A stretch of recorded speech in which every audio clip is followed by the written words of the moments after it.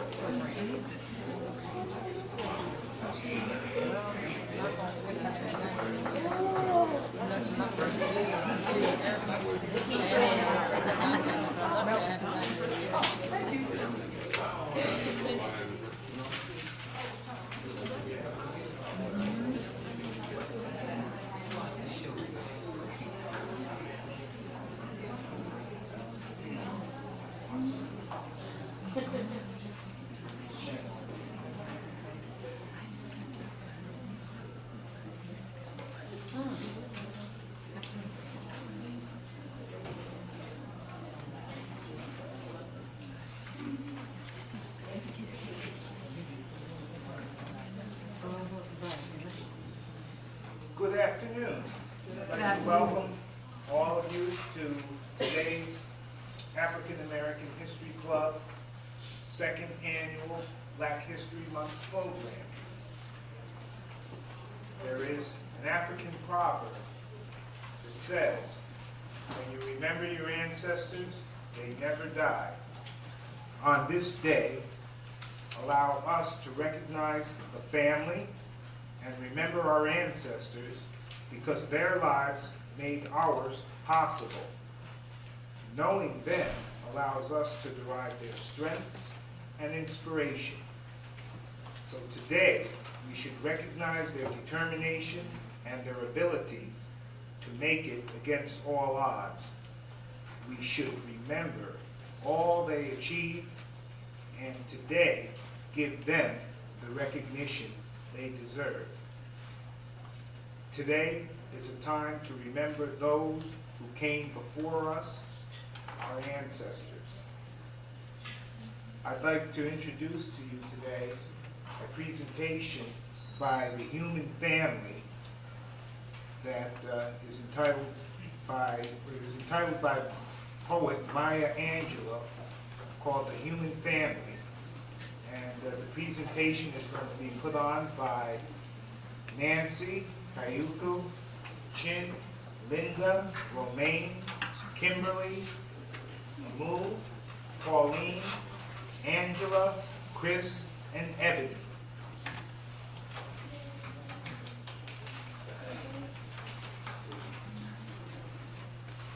I note the obvious emphasis in the human family. Some of us are serious, some thrive on comedy.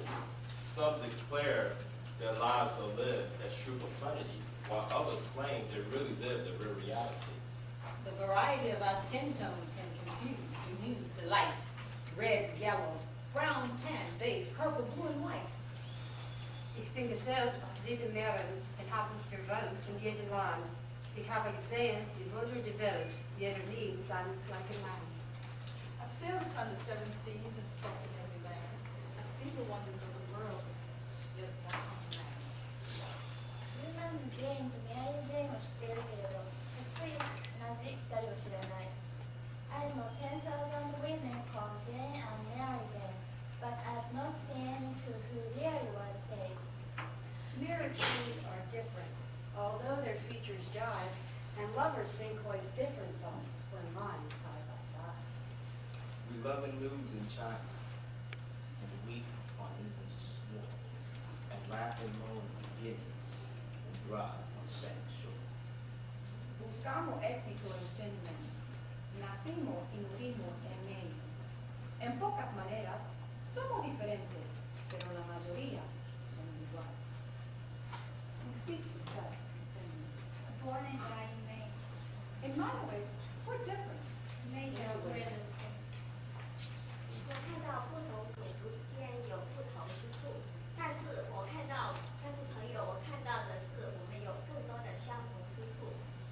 I know the obvious differences between each sort and type, but we are more alike, my friends, than we are unlike.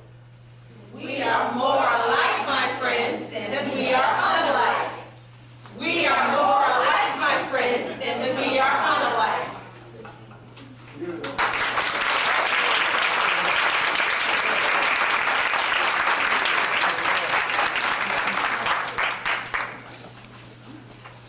That was beautiful. I got kind of full. To pull myself together and sing this song, lift every voice and sing. Feel free to sing along. I'm going to sing all 3 verses, so make yourselves comfortable. Lift every voice and sing till earth and heaven ring. Ring with the harmonies of liberty.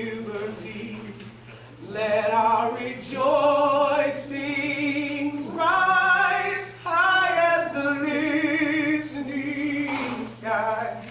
Let it resound loud as the rolling sea. Sing a song full of the faith that the dark past has taught us. Sing a song full of the hope that the present has brought us. That facing the rising sun of our new day begun, let us march on till victory is won.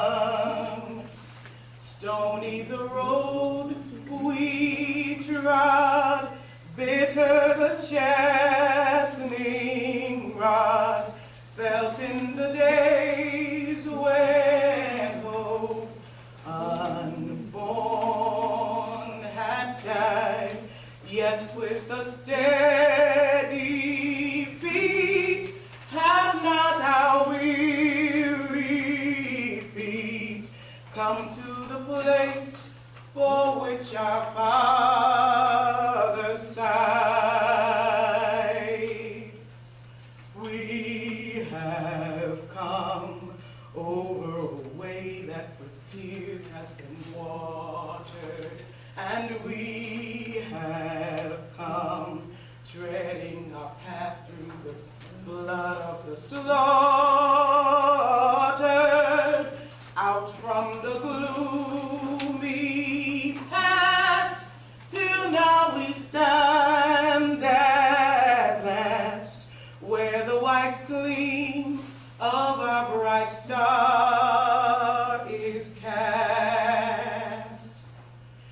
God of our weary years, God of our silent tears, thou who hast brought us thus far on the way, thou who hast by thy might led us into the light, lead us forever in the path we pray. Blessed our feet, straight from the places of God where we met thee. Blessed our hearts, drunk with the wine of the world, we forget thee. Shadowed beneath thy hand, may we forever stand, true to our God, true to our native land.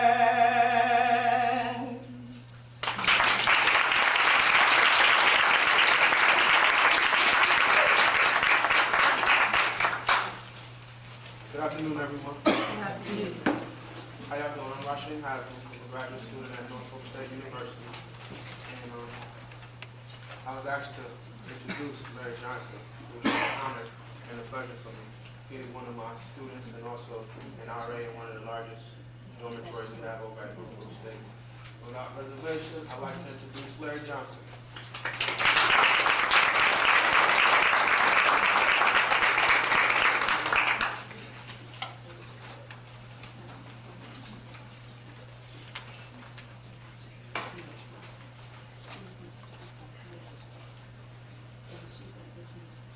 Peace. How y'all feeling? Say how y'all feeling? That's what I'm talking about. Alright, I'm gonna do 2 pieces for y'all. It's gonna take up too much of your time because there's a lot of talented people here that I'm ready to share. The first piece I call Balance and Simplicity. After I speak, you'll understand the title.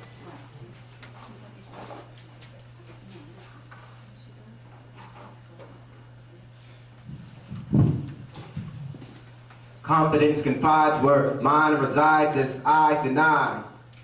Imminent degradation of the nation. Brothers looking forward to incarceration and sisters live life with no destination. Destined death upon nation of the scorned. Hip-hop born as means of communication commercialized by capitalists. Politicians pimp our culture and plead for allegiance to the flag of the United States of murdered American dreams. Land of crack fiends and prosperity by any means necessary. But I'm not necessarily saying. Temporary insanity, can it be? My metaphors are distant competitors, like a predator. My style's better than yours is, and hers is spitting paper to disturb those with little expertise. A disease from seas from 360 degrees of hypotheses and theories. The government's watching me with satellites, but they still can't hear me clearly. Feel me. Feel this. Fury. Crooked cops be the judge, executioner, and juries. Wicked preacher dropped down my street with a bullhorn, attempting to sanitize my sanity. Save my soul, but I don't have the soul to save. My soul already gave. So I can give as my gift. I don't need spliffs. I spit off synthesis. I die for this. I cry for this, as I can feel others kiss, reminisce of blissful days. Sun rays and cocoa-colored clouds. Calm breeze blends from within, cleanse and sin with pens and padded drags of ink that calculates a collage of camouflage survival tactics. See, my brothers is wildin' out to get that fast cash pension off they can't run with a police blast. Assassinated sanity, kings are meant for this and not planned to be. It's that virtual incest leaving my princess faceless by facelifts, fake lips, fakes, fraudulent glory swaying from the head, concealing true beauty. Born a queen but strive to be a ghetto cutie. The backbone of a race out of place due to stolen kisses, broken wishes in her wonderland, wondering where's her ideal man. Blinded by soap operas and society and how relationships be when opinions are free.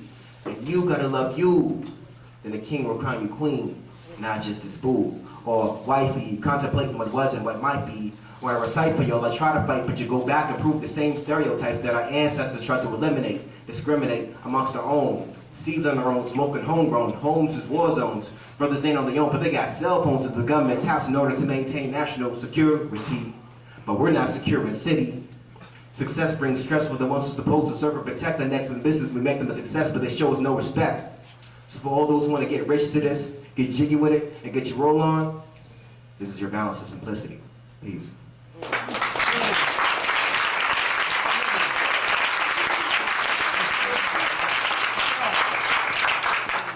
The second piece is inside my book, which is entitled Constant Elevation. If you're feeling it, whatever, you can come take a look. I'm at the back table. But the second piece is entitled Beauty. This is from all women who feel unappreciated. I see an image of beauty from the perception of awestruck eyes. A soul sister with natural essence and a radiant smile drives me wild and brightens my day. See, that's the only time of my life when I couldn't think of anything else to say. You see, beauty develops with time, and we've been interacting with each other on a consistent basis. And each time feels more exhilarating than the first. Because, my queen, you're true beauty. You're the culmination of physical flair, knowledge, and power, strong and assertive, yet gentle like a flower. You're filled with knowledge of self and spiritual wealth because your passion is my paradise. You show that being a king is worth its constant price because you're true beauty. More glorious than a multicolored sunset in July. More graceful than a rainbow after the showers in autumn. More breathtaking than the first sight of stars in December because you're my queen, my princess, my sister, my mother, my lover. The bearer of my seeds, the fulfiller of my needs because you're a woman of royalty. And our reunion will be a joyous occasion for all to witness because together we are beautiful. We're the Alpha and Omega, the moon and the sun, kindred spirits separated from each other but yearn for the love of one another. Wealth and fame will never change that because my love for you is like no other. No less, no more than my brothers, but you're my other half. Do your math because 1 + 1 = 3 and sometimes 4, which means we can create more and more and more and more beautiful people until the end of time. Peace. Thank y'all.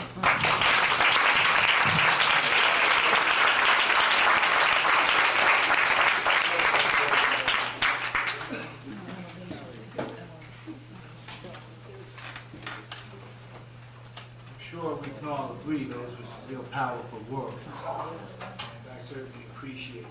Got to really give our credit to the brother over there, Mr. Johnson. I'd like to introduce to you now the Director of Student Development, Dr. Evelyn Wigglesworth. She'll introduce our special guest.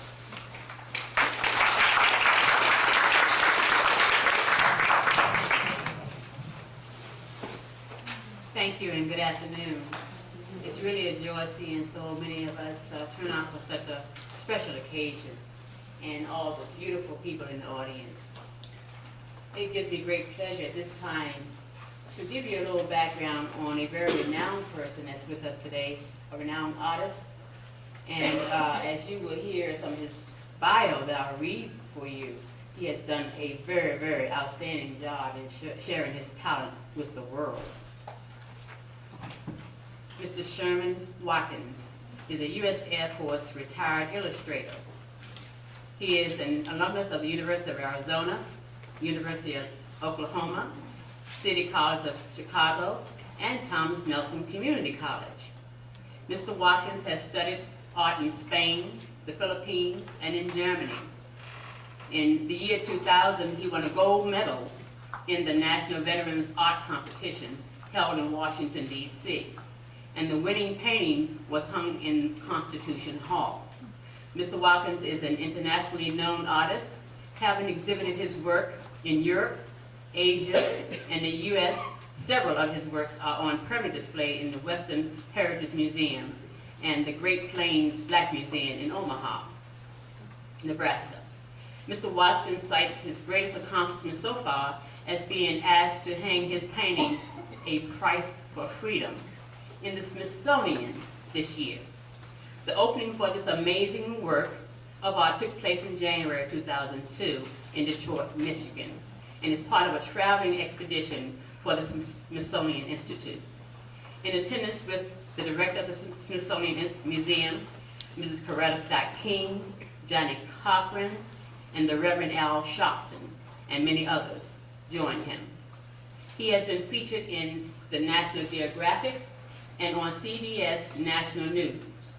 Presently, he is working on a series of paintings capturing 19th century blacks and artworks regarding the tragedies of the September 11th terrorist attack.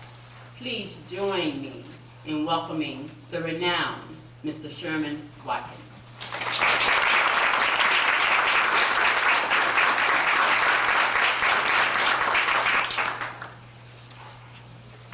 Good afternoon, ladies and gentlemen.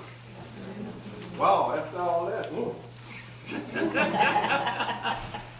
Gee, but it's wonderful to be here and to see all this talent, to see the beginning of this program, reconnecting the family. It was outstanding. Oh, and it's wonderful to be young and gifted. Hey, it's wonderful to be gifted anytime, right? Dreams sometimes come early, and dreams sometimes come late. Sometimes they don't come at all. But you've got to remember there will always be greater and lesser persons than oneself. And my comment today is to some of the students here. A lot of you guys are young and getting started and trying to make it in life and education. And to stress the importance of an education is extremely important. I started to college in 1960, and I graduated from Thomas Nelson in 2001. And I am still in school. I'm taking music now. The importance of getting an education is extremely important to you. Stay in schools. And today I want to say something about drugs and alcohol and young people. Drugs and alcohol cloud the mind. You all have beautiful minds. When you look at me, I came up through the hard times of life. I've been shot at, bullets been selling around my head. I was in my car one day, I stopped at a light in a Volkswagen. And I looked in the rearview mirror. A car was coming behind me doing about 70. And I said, this car's not going to stop. It was a car in front of me. And he kept coming. And the instinct said, get out. And I turned and went down the hill into the bushes, and he rammed into the car in front of me. My God have been looking out for me for a long time. Therefore, you got to keep faith in your God. And stay off of drugs and smoke. Smoking is one of the leading causes of accident, death in the world. Now, I was raised by my mother until age 5. Then she was taken away from me. She was in the hospital. And I was swapped from aunt to uncle until one of my aunts accepted me permanently. And I started painting at the age of 6. And my aunt would give me money for candy, and I would buy pencil and paper to draw. And I attended Camp Road Elementary School, which supported 8 classes in a 2-room school.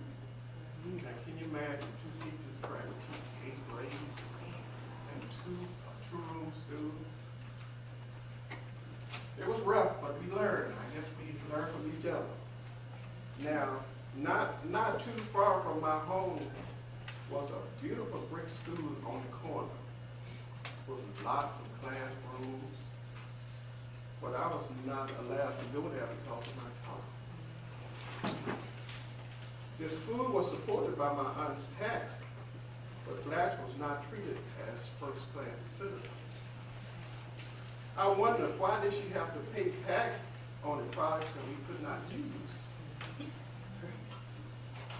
But I was taught possible without surrender to be on good terms with all persons, to speak my truth proudly and clearly in the even though they too have that struggle. As a kid, we didn't have much money, so I sold newspapers and I picked blackberries. Get money in my pocket. Didn't have to steal, didn't have to take anything. When I became old enough to leave this two-room school, I went to high school. You didn't graduate. When you thought you were ready, you just got up and so, I was ready. Now, not having anyone behind me, a father, a mother, or anyone to push me, I knew the importance of education. I knew I needed an education. And God, I prayed every day because it was hard. Called different names, everything. I prayed every day, and my God stuck by me. And I said, I'm going to get this education. And I had many dreams. When God gave me this talent, He gave it to me. He said, I want you to work it. And I knew at an early age what I had to do. And so when I kept working at this, things and doors started opening up. And when I graduated from high school in 1960, I knew what I had to do then. My mind said, I'll join the military. At that time, there was a war going on in Vietnam. And I knew if I was going to be drafted, and I did not want to dig ditches and be crawling on the ground. So I said, well, join the Air Force, which I know they're a little better and the education level is higher. So I joined the Air Force. The Air Force put me in school. They started me out in school. I graduated from refrigeration air conditioning school in 1960. Being one of the first blacks that with a trade at that time, they wasn't giving black people trades. I entered my first shop being the only little black poor man. No one wanted to teach me, take me out with them. I said, hey, you know, how can I learn anything if you guys in here will not take me with you? But there were two Mexican guys in there. That's what I like about this. They get reconnected. There were two Mexican guys in there. They said, you can go with us, and we will teach you. In the process, I was learning Spanish too. Entonces yo hablo español. So see, it made a difference. So okay, now I learned air conditioning and I can learn to speak Spanish. God gave me this insight when I was in high school. I taken 2 years of Spanish. And from there, my assignment was to Madrid, Spain, and see how He opened doors for you. I did not know this until I got there and said, hey, deja vu visions. And when I got there, I was signed downtown Madrid, Spain. And I took care of the commissary, air conditioning.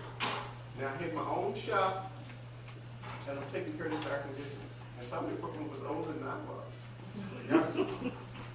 But God had given me this talent, and I could work on it. And I got equipment working so well, I had nothing to do. So I would sit around days, and I asked my supervisor, I said, I have nothing to do. I have this equipment running good. I said, can I bring my easel, lead, and paper? He said, sure.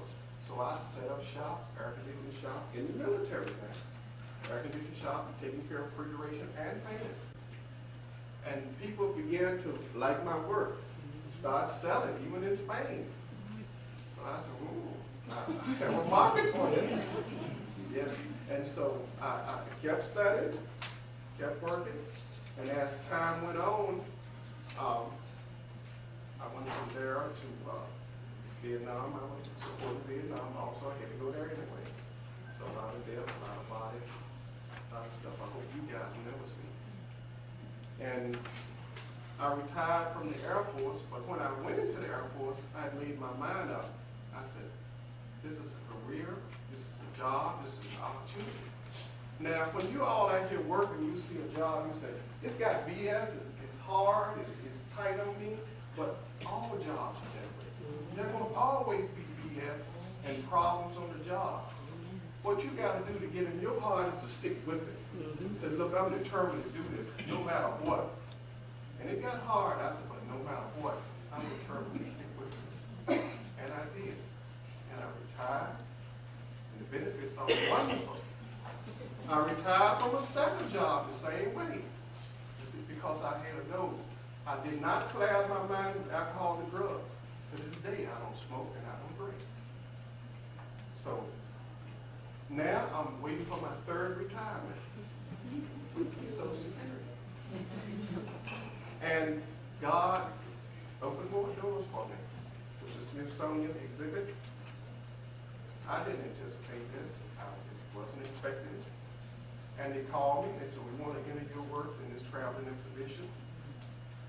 And this is painting. Not only is it in the book, again, that I heard, but God did this, and perseverance on my part, the work of dedication. Find your goal, seek your goal, and get to your goal. Because the opportunity is there for everybody. And all I can have to say is, for my last few words within this world, with this drug and sham, it is still a beautiful world. Strive to be happy and be careful.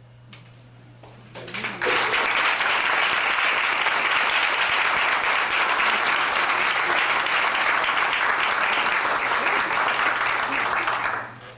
Good afternoon, my family. At this time, I'd like to take the time to introduce another one of our special guests. When I think of her, the words poetry in motion come to mind. She hails from First Baptist Church in Hampton, and her name is Rosetta Sawyer. Please join me in giving a warm welcome to Ms. Rosetta Sawyer.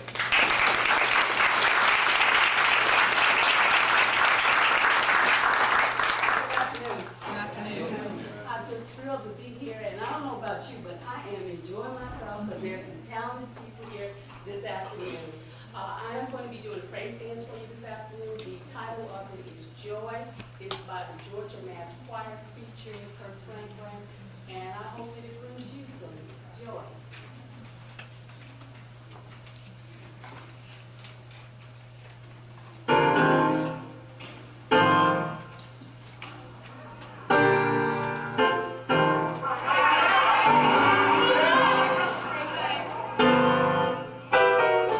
Thank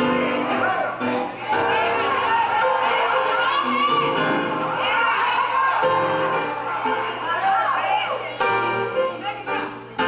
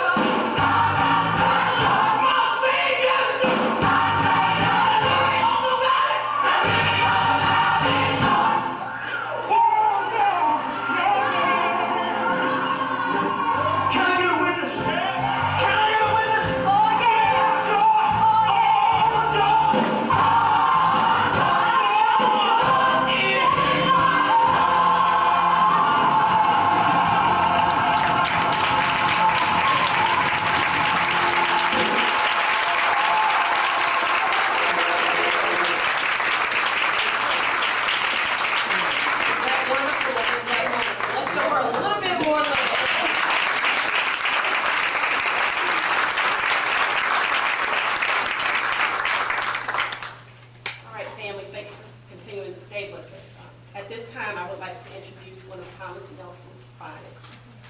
He was born on April 8, 1953 in the home of his grandparents, a tenant farm shanty in the middle of cotton fields near Shaw, Mississippi. His grandparents, Arthur and Alberta Miles, were his first teachers in the lessons of life, faith, and book learning. He was formally educated in the Arkansas public school system, graduated in 1971 as a member of the last senior class that would graduate from Little Rock's Black High School, Horace Mann. After high school, he served in the U.S. Army and was honorably discharged in 1975. He then returned to school to complete his bachelor's degree in radio, TV, film, with a minor in journalism at the University of Arkansas at Little Rock in 1979. He later earned his master's degree in creative writing from the University of Tennessee at Knoxville. He also served as coordinator of retention in the first year experience and as lead academic advisor at Sullivan County Community College in Loch Sheldrake, New York. Professor Pruitt, a truly unique educator and poet, currently teaches English and African American Studies here at Thomas Nelson Community College. And I would also like to add, one thing Professor Pruitt has taught his students, his humanities students, is that history is not a pretty thing. And we can always count on him, no matter what situation, to tell the truth. Please join me in giving a warm welcome to Professor Hollis Pruitt.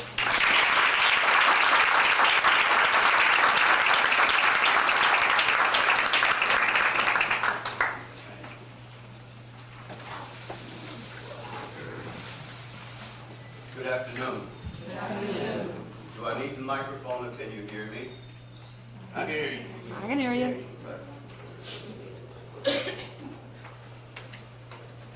Where's Miss Rollins? You sure? Okay. When Ms. Rollins asked me to participate today, I was a little bit reluctant initially to agree.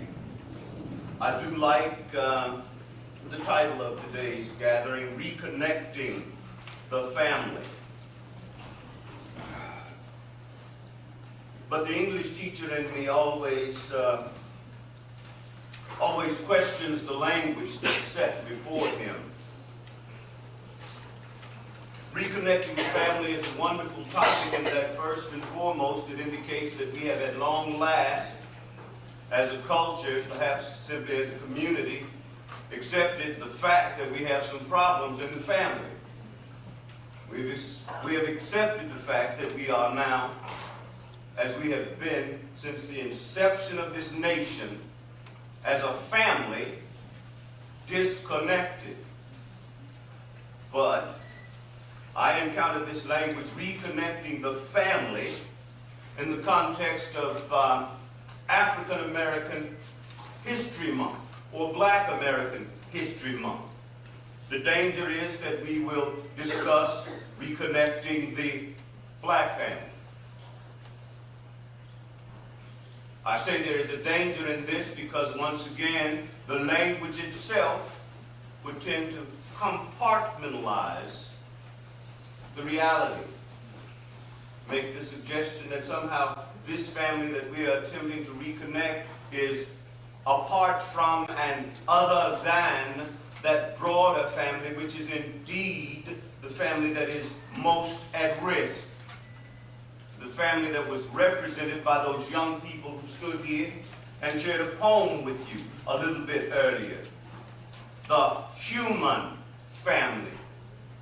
If we reconnect with ourselves, whether as African Americans or as Americans, and at the same time fail to reconnect with humanity as a whole, then we continue to be not a part of the solution, but part of the problem.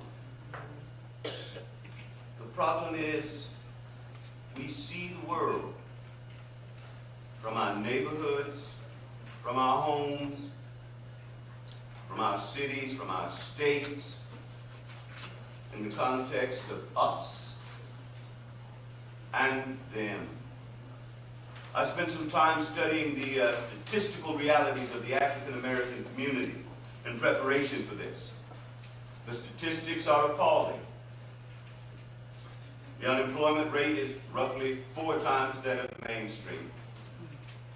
far larger percentage of African American families are in poverty than those in the mainstream percentage-wise. Far larger number of African American males occupy prison cells than God knows anybody else on the planet, as far as I can tell.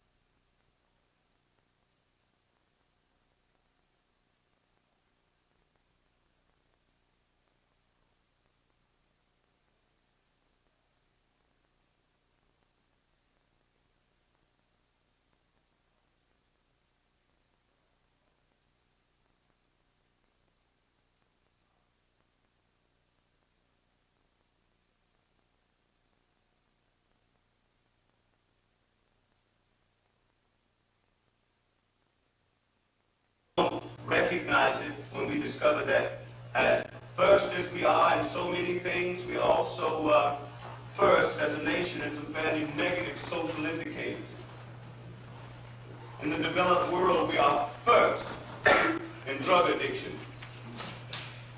In the developed world, we are first in divorce rates, broken families.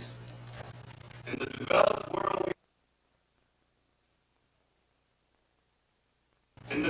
world, we are last.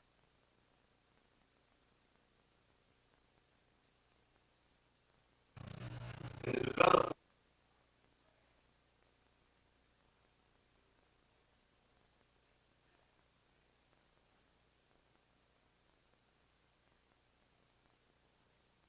far beyond that of any other entity that has ever existed. How can you reconnect with the family? First of all, you have to challenge what family is. If family is only you, your mother, your father, your children, then don't bother trying. If family is only those who live in your neighborhood, don't bother trying. If it's only those that go to your church, don't waste our time. And I hate to say it, if family for you is only those who salute the same flag as you, then I'm as frightened of you as I would be of Adolf Hitler and company. And I hate to say that because I love my country, but in me this is the truth.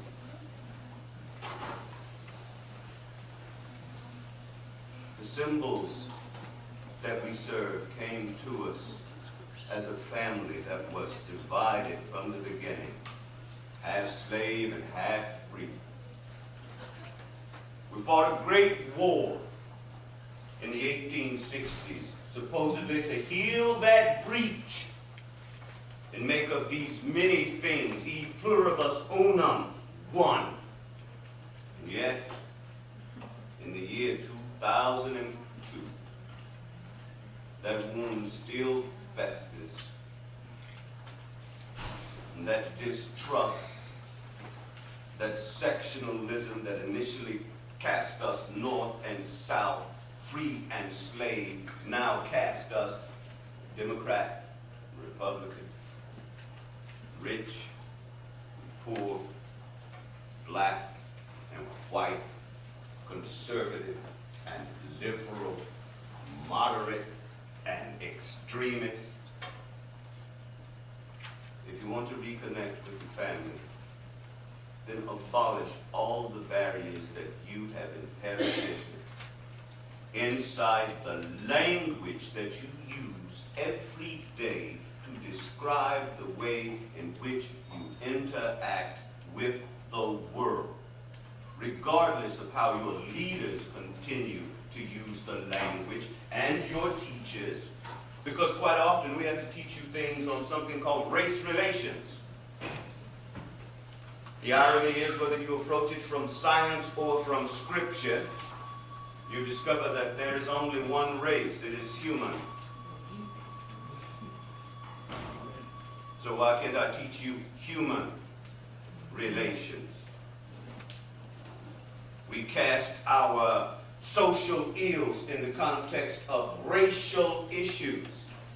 Yet we look at other people on the planet who are as diverse as us, and when they war and disagree, we say they have an ethnic problem. The language is profoundly different. Those who are experiencing an ethnic problem are basically the same with a slight degree of difference. Those who cast the world in the context of a racial problem are fundamentally and significantly other than one another.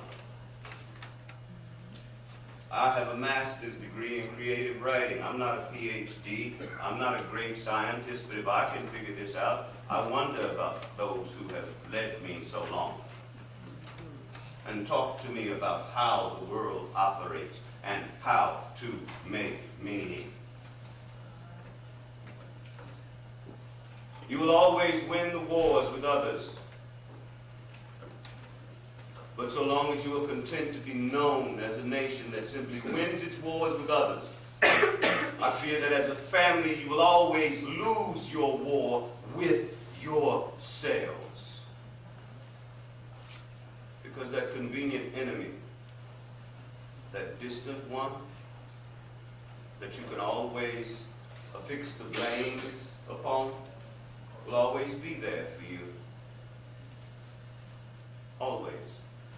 And every time you can find him or them, you will quickly grasp that opportunity to turn away from that mirror in which you must look at yourselves and see the imperfections of your own face. And the truth is, if you had invited Allen Iverson to stand here and talk to you about dribbling a basketball, you couldn't get people in this hall right now.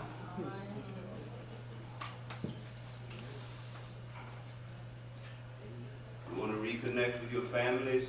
Teach your sons that they have more to offer the earth than a three-point shot. Want to reconnect with the earth? Tell your daughters they don't have to be sexy and sing to be important. Want to reconnect with the family? Then love children, not just your children.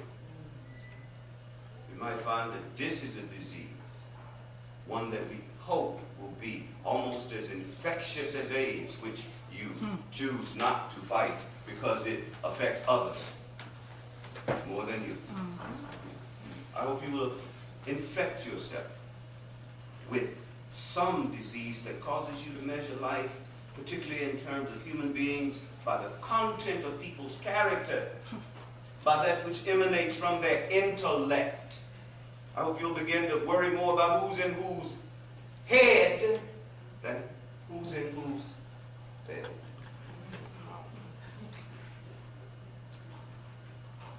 I hope you will someday learn to value people by what they have in their hearts and not what they have in their bank accounts. Reconnecting with the family, it's a scary thing. You'll have to drop all your walls, all your barriers, all your shields.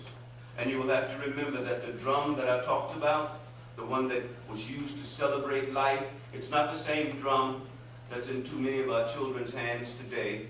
That little drum with the trigger on it that they make their new music with. celebrates death, kills our dreams. Reconnect with yourselves, yes. Shatter the language. Find a new way to, with the same terms you know, cast your world differently. If you don't begin the process, then you doom the next generation to stand at some point and face some person that stands in front of them and says, why do we talk about it the way we do? But what will we have paid in taxes of blood and sweat and tears by then? I thank you for your time.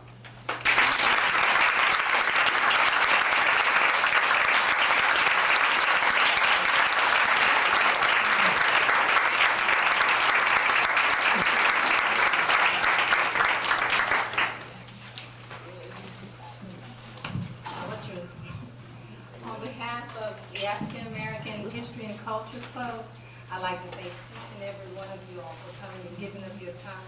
My name is Pauline Antoinette, and each year it gets better and better. We have several businesses in keeping with our theme of networking and sharing who we are with other people. We have some small businesses that are over here throughout, including the Gospel Restaurant, the Pampered Chef, and Heavenly Visions. We ask that you take the time to talk to them perhaps and find out what services they offer, what goods they sell, so that we can network with one another, know who we have in our community. I enjoyed meeting with each and every one of you all, and thank you for coming. See you again. Thank you, Dr.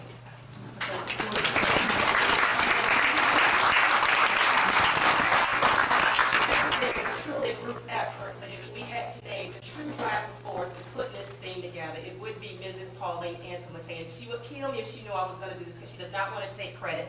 But we know the hard work and time and effort that she put into this. So on behalf of the club, we'd like to thank you for your hard work and dedication. And we love you very much.